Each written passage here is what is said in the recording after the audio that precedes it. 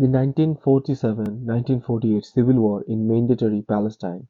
How political collapse, military asymmetry, and strategic timing decided a nation before it was born. Chapter 1 Introduction. Why this war matters more than 1948 itself. Most people misunderstand the origins of the Arab-Israeli conflict because they begin their analysis on 14th of May 1948, the day the State of Israel was declared and the Arab states invaded. By then, however, the decisive struggle was already over. The real war, the war that determined outcomes rather than dramatized them, was the civil war fought inside Mandatory Palestine between November 1947 and May 1948. This was not a clash of sovereign armies. It was a conventional interstate conflict. It was a state formation war, fought asymmetrically between a highly organized nationalist movement and a fragmented indigenous society whose political infrastructure collapsed under pressure. This phase matters because it destroyed Palestinian Arab political capacity, secured territorial control for the Zionist movement, generated the refugee crisis before foreign intervention, locked the conflict into an irreversible military reality. By the time Arab states crossed the borders, they were entering a battlefield whose strategic logic had already been settled. The structural context. Mandatory Palestine as a failing political system. British rule and managed contradiction. Mandatory Palestine was never governed as a coherent state in waiting. British administration functioned as imperial containment, not national building. It managed two mutually incompatible promises: support for a Jewish national home, protection of Arab political rights. This was institutional paralysis. Britain avoided creating unified political institutions that might force a resolution. Instead, it ruled through bureaucratic separation, emergency regulations, and selective coercion. When Britain decided to leave, it didn't transfer power, it withdrew authority. This distinction is crucial. Power vacuums do not produce compromise, they reward prepared actors. Demography and organization. By 1947, Arabs were still the demographic majority. Jews possessed superior institutional destiny. Zionist society had trade unions, armed militias, shadow governance, taxation systems, intelligence networks, and international fundraising and diplomacy. Palestinian Arab society had clan-based leadership, local militias, weak central coordination, no unified command structure, political fragmentation exacerbated by exile and repression. Numbers do not translate into power, organization did. The partition vote, law without enforcement. From a legal perspective, this was a recommendation, not a enforceable mandate. From a strategic perspective, this was a signal. Jewish leadership interpreted it as authorization to consolidate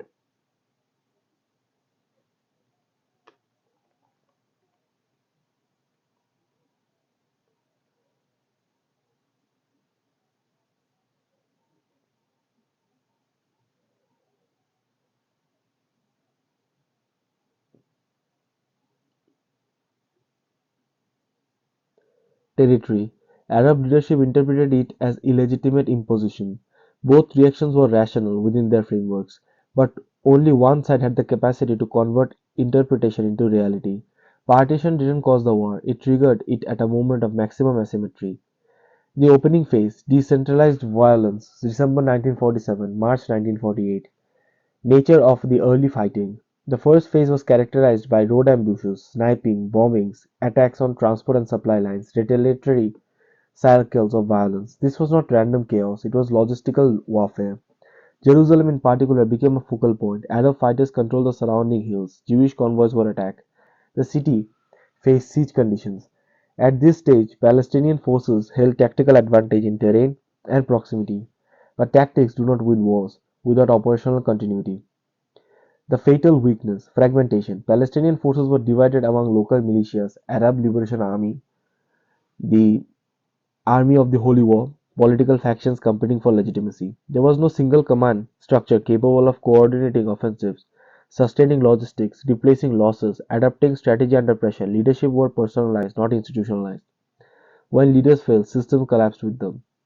Leadership and centralization, the Ben Gurion factor. On the Zionist side, strategic coherence was anchored by David Ben Gurion. Ben Gurion understood three things with brutal clarity.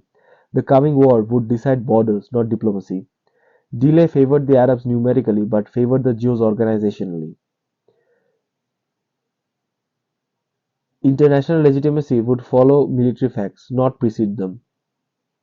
Under his direction, militias were unified, command structures were centralized, civilian and military spheres were integrated, political objectives dictated operational planning. This is how proto-states win war.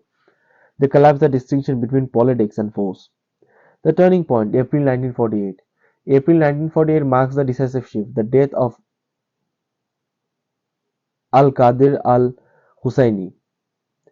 Al-Husseini was the most effective Palestinian military leader around Jerusalem. His death wasn't merely symbolic, it severed local legitimacy, tactical coordination, morale up to an extent. Palestinian forces around Jerusalem unraveled almost immediately. This was not because of cowardice, it was because of organized, which is because they were organized around individuals, not institutions. Operational transition. Jewish forces moved from defensive survival to offensive consolidation. Supply lines routed, capturing mixed cities, neutralized Arabs, urban centers, clearing strategic corridors. Military operations were now aligned with territorial logic. Civilian collapse and refugee crisis. Between April and May 1948, major Arab cities emptied. Hundreds of villages were abandoned or destroyed. Civilian fighting became irreversible. Causes varied: fear, direct expulsion, collapse of leadership, psychological warfare, atrocities and rumors amplifying panic. The outcome was singular: a massive refugee population, no mechanism for return, no authority capable of negotiation. One civilian en masse during war that rarely returned without force. External actors watching, calculating, abstaining. Britain exited without enforcing partition, security, or transition. This was a neutrality, it was abdication.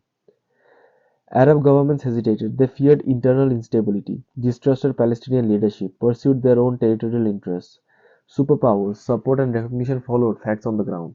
This is the rule of international politics. Power creates legitimacy, not the other way around. May 1948, War after the war. When Israel declared independence, the Arab armies invaded. The conflict entered a new phase, but not a new logic. The civil war had already defined borders, created refugees, destroyed alternative sovereignties, established military superiority. The interstate war was an attempt to reverse an outcome that had already solidified. Conclusion: the reversibility of early victory. The 1947-48 Civil War teaches a brutal lesson. In conflicts over statehood, the state that consolidates power first defines reality. Morality, law, diplomacy will follow or fail. Palestinians didn't lose because they lacked courage or numbers. They lost because their leadership was fragmented. Their institutions were weak. Their strategy were reactive. Their allies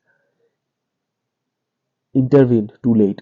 Israel didn't win because of destiny or inevitability. It won because it understood timing, organization, and the primacy of force in state creation. Everything that followed, the wars, the peace process, the stalemates, was built on foundations laid before May 1948. This is why civil wars matter more than wars that came after.